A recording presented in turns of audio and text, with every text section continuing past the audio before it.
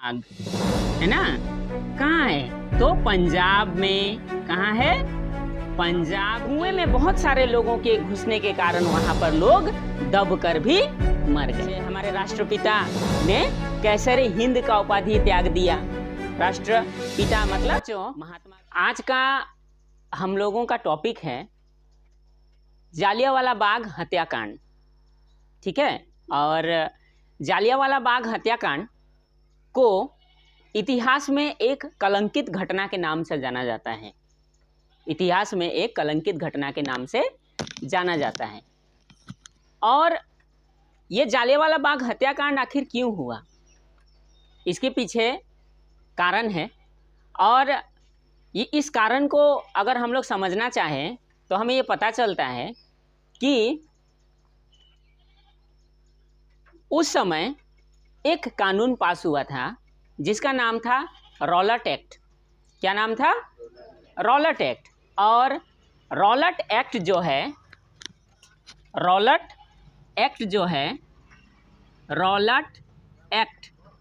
जो है जिसे गला घोटू कानून भी कहा गया। गला घोटू कानून भी कहा गया। क्या कानून कहा? किसी ने उसे काला कानून भी कहा। काला कानून भी कहा। और इस रॉलट एक्ट के तहत दो स्वतंत्रता सेनानी सैफुद्दीन किचलू और सत्यपाल जी को अंग्रेजों के द्वारा गिरफ्तार कर लिया गया। ठीक है, इस कानून के द्वारा, रॉलट एक्ट कानून के द्वारा जो है सैफुद्दीन किचलू और सत्यपाल को गिरफ्तार कर लिया गया। और जब इन लोगों को गिरफ्तार किया गया तो 13 अप्रैल 1919 इस दिन वैसाखी भी था, है ना। और इसी दिन को जालियांवाला बाग में क्या हुआ, तो एक छोटा सा जनसभा रखा गया। और चूंकि बैसाखी भी था तो वहाँ पर बहुत सारे लोग घूमने के लिए भी गए थे। ठीक है, और छोटा सा जनसभा भी उस बाग में था। और उस जनसभा को बड़े ही शांतिपूर्ण तरीके से क्या किया जा रहा था, चलाया जा रहा था, है ना। और जालियांवाला बाग हत्याकांड यानी जालियांवाला बाग कहाँ है, अगर सवाल कभी पूछा जाएगा तो जालियांवाला बाग है ना, कहाँ है? तो पंजाब में। कहाँ है? पंजाब के, ठीक है, अमृतसर, है ना, अमृतसर। ठीक है, स्वर्ण मंदिर के निकट, यानी इस जालियांवाला बाग में एक शांतिपूर्ण जनसभा रखा गया।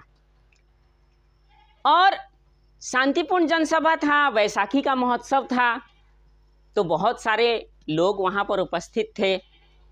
और इसी मौके का लाभ उठाते हुए जनरल डायर, क्या नाम?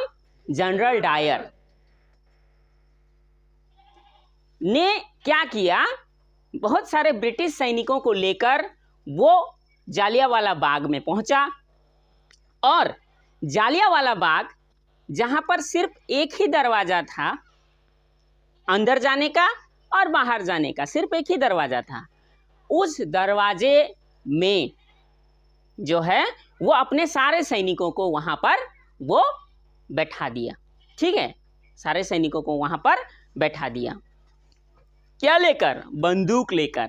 ठीक है, और पूरी तरह से वो बंदूक जो है भरा हुआ था। ठीक है, और बैठा दिया।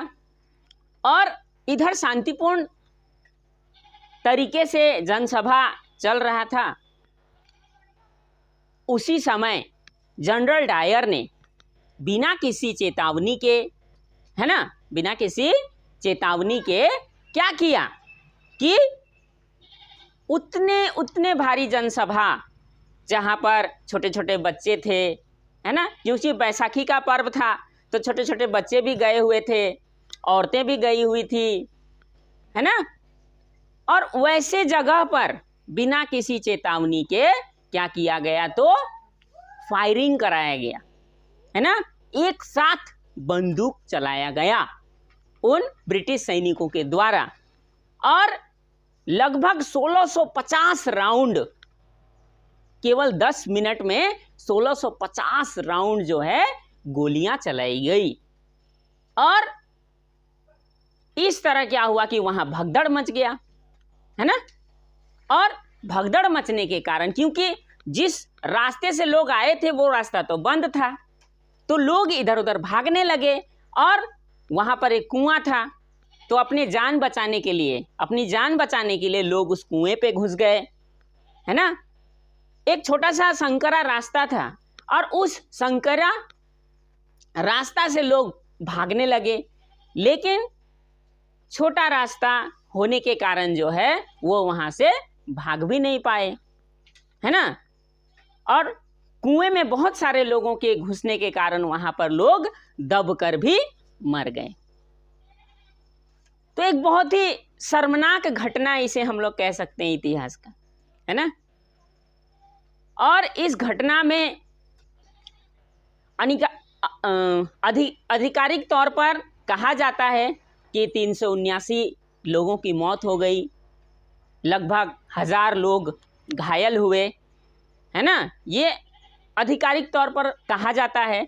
और अनआधिकारिक तौर पर ये कहा जाता है कि नहीं, वहाँ पर बहुत सारे लोग थे जिसके कारण जो है वहाँ पर, है ना, वहाँ पर लगभग 1000 लोगों का जान जो है चला गया, 1000 से 1500 लोगों का जान चला गया और लगभग 2000 लोग वहाँ पर घायल हो गए, लगभग 2000 लोग घायल हो गए। तो इस तरह से एक ऐसा घटना जो इतिहास में बहुत मार्मिक है ना, उतने भारी मात्रा में लोगों का मरना बहुत ही दुख देता है। भारतीय लोगों को बहुत ही बड़ा दुख मिला उस समय, और इसी दुख से व्यथित होकर हमारे आदरणीय महात्मा गांधी जी ने कैसरे हिंद का उपाधि त्याग दिया। साथ ही कवि गुरु रविंद्रनाथ टैगोर जी ने अपना नाइटहुड का उपाधि त्याग दिया, है ना। जैसे हमारे राष्ट्रपिता ने कैसरे हिंद का उपाधि त्याग दिया, राष्ट्रपिता मतलब महात्मा गांधी जी ने कैसरे हिंद का उपाधि त्याग दिया, उसी तरह से, है ना। और आने वाले समय में महात्मा गांधी जी ने भी ये डिसीजन लिया, ये फैसला लिया कि अब अंग्रेजों से हम लोग किसी प्रकार का सहयोग का भावना नहीं रखेंगे, और उसी का परिणाम निकला कि आने वाले समय में, है ना, हम लोगों को असहयोग आंदोलन देखने को मिला। तो एक मार्मिक घटना इतिहास का, जिस घटना में बहुत सारे लोगों का मौत हो गया और बच्चे, बूढ़े, औरतों का मौत होना, है ना, और यहीं से इतिहास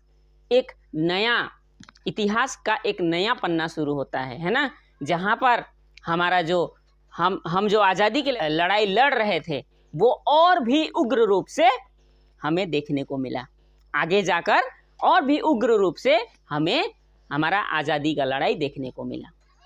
ठीक है, तो सबको समझ में आ गया जालियांवाला बाग हत्याकांड?